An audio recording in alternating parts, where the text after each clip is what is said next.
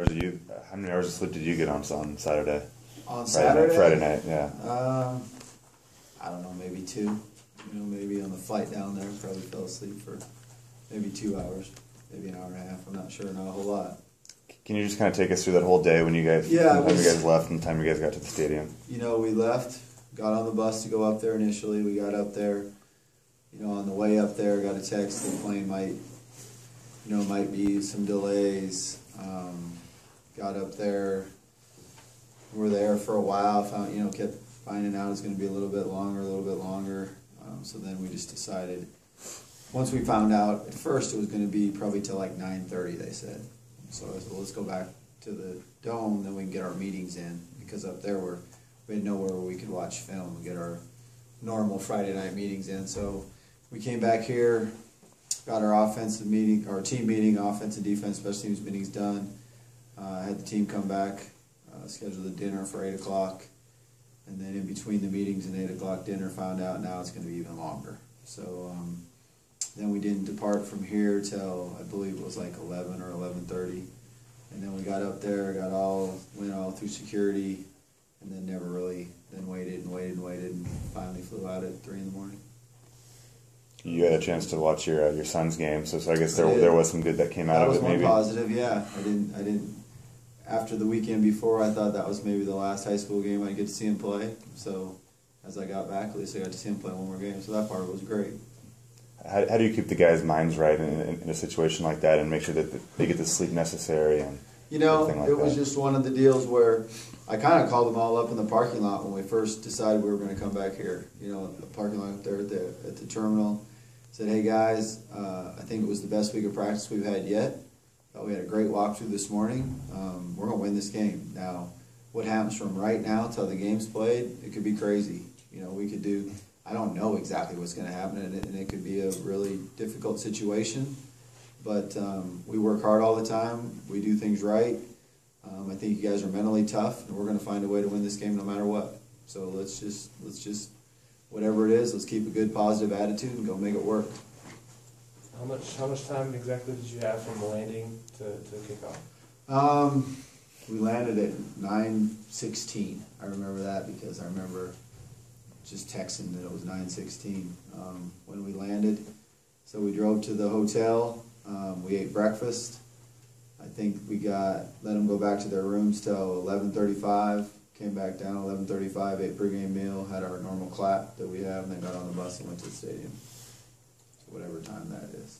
Out of all your years in college football or professional football, was this the craziest thing that's ever happened? Yes. Yeah, I haven't been around something like that before. One time when I was actually here as an assistant, we played Northern Iowa, and on the way home, the plane, they had to change a battery or something, and we stayed at the airport forever, and then we actually went back to the hotel and slept, came back, but never on the way to a game had something like this happen. In terms of the game itself, how do you think this affected how your guys came out? I thought we played, like I said after the game, I've never been more prouder of the team. I was all excited, and I said some of the bowl games I won, and I said Sugar Bowl, which I shouldn't have said. I meant to say Orange Bowl. But some of the big games that we've won throughout my career, to be honest with you, I've never been more prouder of a group of players and assistant coaches ever, because that's as a tough situation that you could be in, flying all the way down there, really with no sleep, because even when you do sleep on a plane, I don't know how much real sleep you get. And I thought that the guys just fought, they just kept fighting, and we had a lot of momentum early in the game, settled for a couple field goals, probably could have had a bigger lead than we should have, or should have had a bigger lead than we did, and then they got the momentum back. They got that onside kick, they went down and scored. And I thought a huge part of the game was that 14-play drive. The game was tied. We took the ball and went 14 plays, used up, I think, 5.5 minutes, got all the way down there. We're on the 1-yard line, and I just felt like our defense had played so well. Let's get the lead, and I wanted to make sure we got the 3 points. So we kicked the field goal, thought if they drive down, kick the field goal, beat them in overtime. I didn't think they'd go down and score a touchdown, where if we went for it and got stopped, they go down and kick the field goal, we lose. So that's why we kicked the field goal. Thought the defense did a really good job then. They came up got to stop. The guy missed the field goal. You know, as they're getting ready to kick it, we're already talking on offense. Okay, let's come up with our first 3 plays for overtime. And you know, it's good. It's good to get a break every once in a while. Everybody gets breaks, but our guys played their hearts out, and they deserve that win. And just couldn't be happier for them. Did you see the fatigue setting in maybe toward the fourth quarter? Maybe a little bit. Maybe a little bit. You know, when the momentum was changing a little bit, I think there was a point where it was. That's why I was even more proud of that 14-play drive, and then those guys getting the stop. You know, because offensively taking the drive down there, and defensively they drove it pretty good, and then getting the stop to make them kick a field goal. You know, because guys really dug deep and pulled every last bit of energy they had to win that game, and that's just it's a great feeling. You know, I don't think there's any better feeling in the world than when you're in a competition and you give every last bit of energy you got and come out with a win. Have you had a chance to look at Dorian's ejection, and what's kind of your perspective on that targeting rule? I don't get to talk about that or I'll get in trouble. You know, I mean, that's all I can really say. You know, we sent it into the league to ask them to look at it again.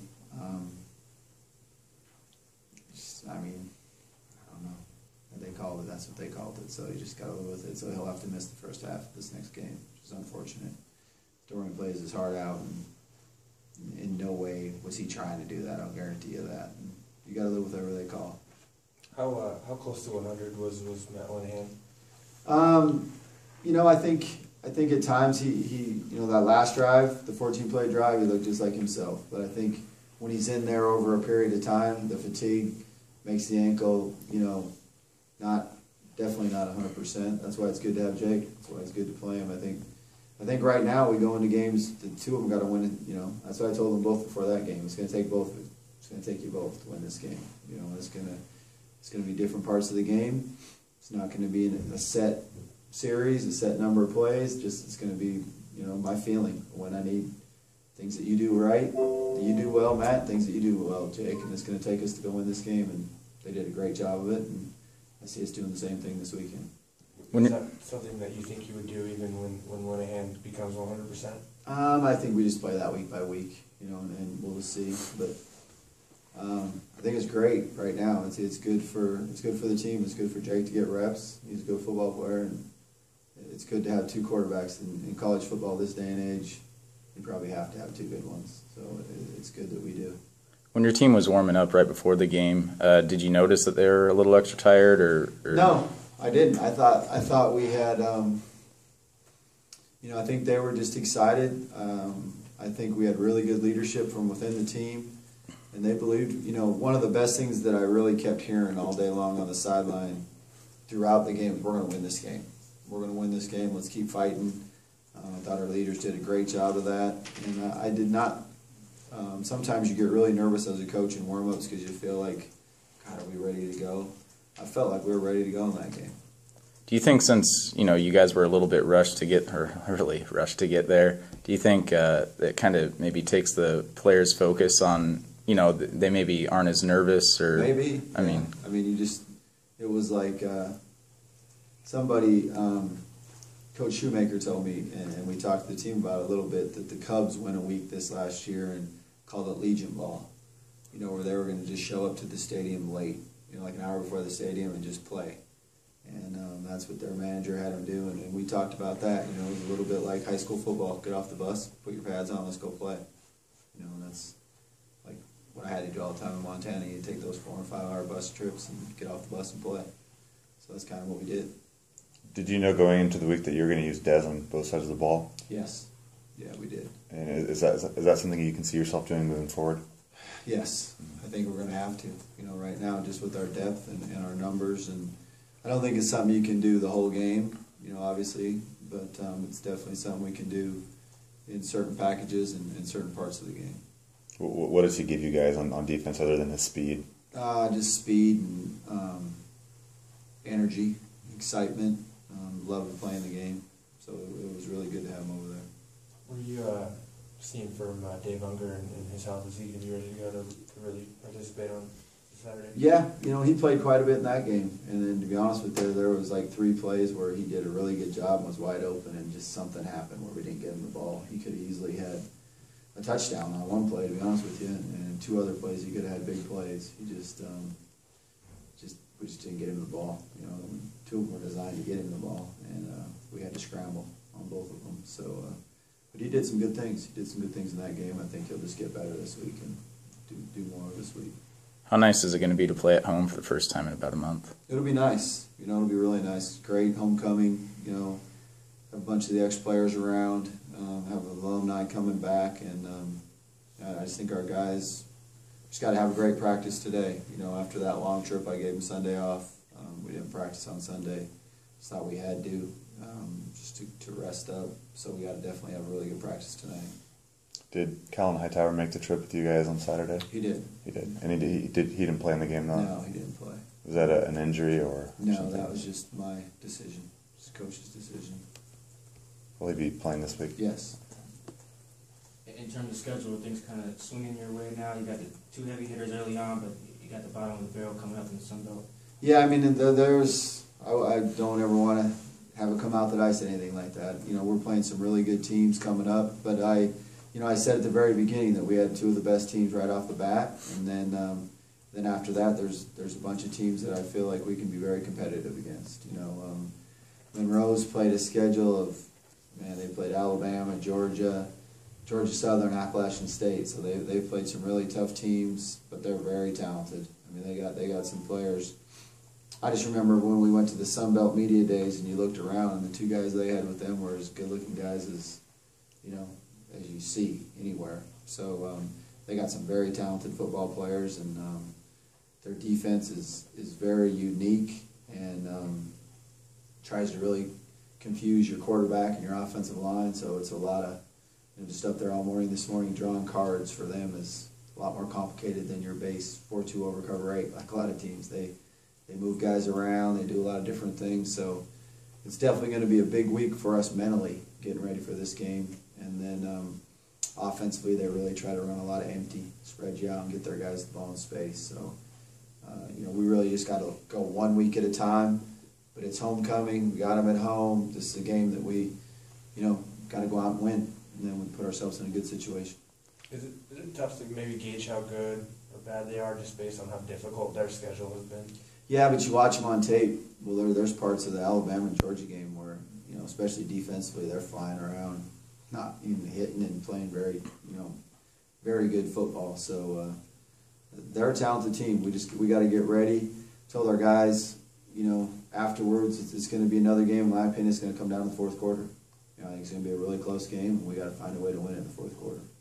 What did you like seeing out of your defense on Saturday? Man, they were just flying around. I thought their effort was great, and guys were tackling well, and they were just flying around making plays. And guys coming up, you get 4 turnovers, and you don't turn it over at all. That's probably, when we can do that, give yourself a great chance to win. And that's something that'll be very important this weekend, that we take care of the football and get turnovers. But just their ability to get those turnovers, guys really just flying to the ball, tackling well, Quentin getting the sacks, Chris Edwards making big plays again. It was great to see Russell get an interception, Mark get an interception, and you just saw guys flying around playing well, so that was good.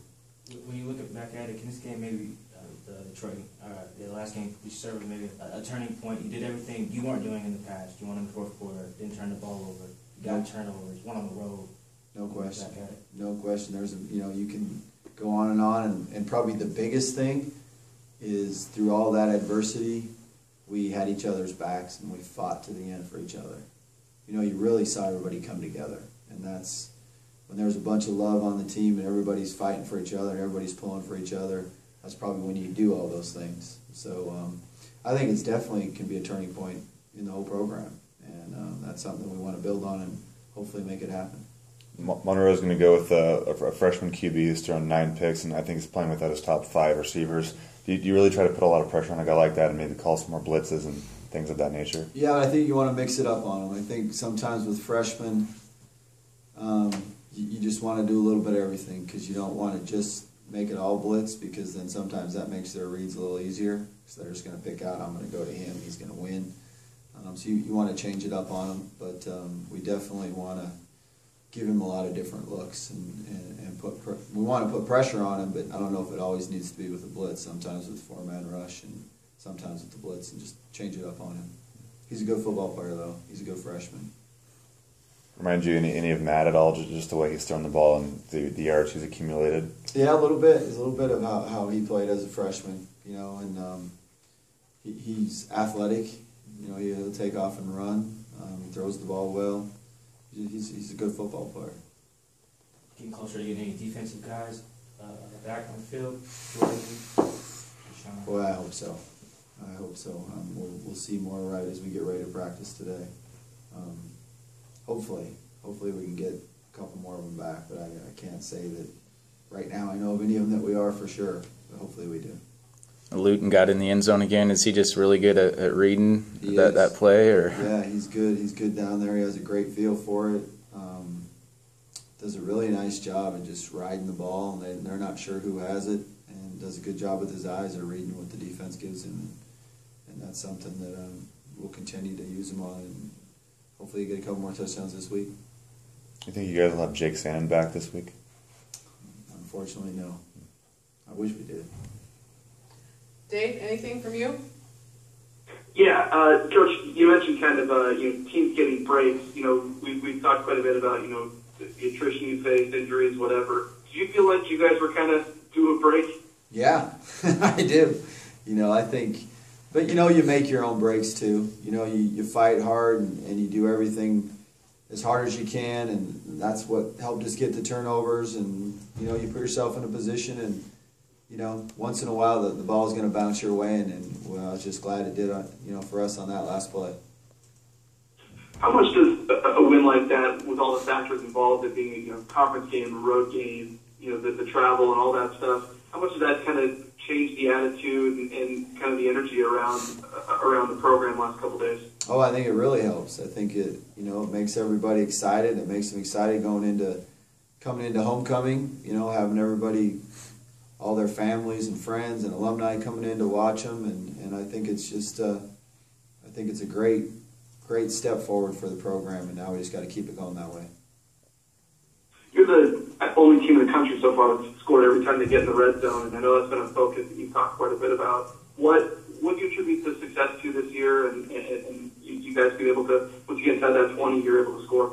I just think it's something that, number one, we haven't turned the ball over down there. That's probably one of the ways that you hurt yourselves, not scoring in the red zone. Number two, we've done a good job of not getting penalties down there. So sometimes when you get penalties down there, that's what knocks you out of there, and you don't come away with points. And and Austin being accurate when we've had to kick the field goals, he's made them all, down there in the red zone. But I think most importantly is eliminating our turnovers and our penalties when we get down there. Thanks, Coach. Anything else? You see Quentin Bradley really coming into his own the last few games. I think Yeah. he leads the Sun Belt in sacks right now, and he's kind of hitting that ceiling that you always saw. Yeah, and it's awesome. He leads the Sun Belt in sacks and tackles for a loss. He leads Sun Belt in both. He's just came so far, as a young man, as a leader, as a worker. He's one of the guys that used to be hard for him, the long practices that we had or the hitting that we did, and now he just knows that that's what's best for us. And I think as hard as we practice and the things that we do, that's one of the reasons we won this game. One of the top sports psychologists in the country is Dr. Elko, who used to come and speak to our team when I was at Illinois. He speaks to Alabama all the time. And one of the biggest things he always talked about is being comfortable when you're uncomfortable. And when things are so uncomfortable and you can still play well and feel comfortable, that's when you become a very good team. And you couldn't be much more uncomfortable than that trip was for us. And we went out and played comfortable. So I think Quentin he was one of the best leaders when, his body language, how your leaders' body language is and how they're acting when all that's going on is a very important thing how your team's going to go play. He was positive on the whole trip, upbeat, excited to go play, and that's one of the reasons he's playing so well. Any other guys that were like that during that trip? Yeah, I think all the leaders, all the captains were. You saw Dallas being that way. Really, the whole offensive line was acting that way. You saw Twaney, you saw, Mark, Quentin Bradley.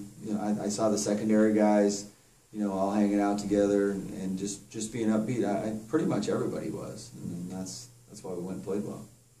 A big win like that just overall make it easier for guys to just believe in each other, believe they can get it done. Exactly, no question. I think it makes them believe in each other. I think it makes them believe that their fellow teammates going to step up and make the play when it matters. I think it makes them believe in everything that we do, and that there's a reason why we do everything, and that's why we are tough enough to go make that happen. Can you talk a little bit about the development of Austin as a kicker, not just a punter, and like overcoming the inconsistencies that he had last year and the trust you have in him this year? Yeah, I mean, it's hard work, and I think one thing that helped Austin is this offseason he was healthy, where a year ago he, when he was trying to play basketball and hurt his back, and he didn't really get a lot of practice in on becoming a better, more accurate kicker. And I think just all the work he put in the off season, and he, he's a competitor. He wants to be the very best at everything he does, and he's improved so much in his accuracy. The other thing he's really improved in that maybe gets overlooked is his kickoffs. I mean, he used to struggle sometimes on his kickoffs, and now he gets touchback after touchback after touchback, and that's the other area he's really greatly improved. Monroe is one of those teams that you guys are just inches away from beating last year. For you and for a guy like Matt, how much do you think this game can mean? It can mean a lot. I think for our whole team, I think more importantly than anything, it's homecoming. It's our seniors' last homecoming. And I think you always want to send your seniors out winning their last homecoming and winning their last home game. And this is their homecoming. Let's send them out winners. They can walk out of the dome happy at homecoming, and then it makes us 2-2 in league. So I think, it stunk that we lost to them last year with 31-31. We had the ball, hit a big completion, and get called for a hold. We were in great position to go win the game. But more importantly than any of that, we want to win this game because it's homecoming, and the win puts us at 2-2 in the league, and that's a great situation. We're good? All right. Great. Thanks, guys. Thank you, Appreciate Coach. it.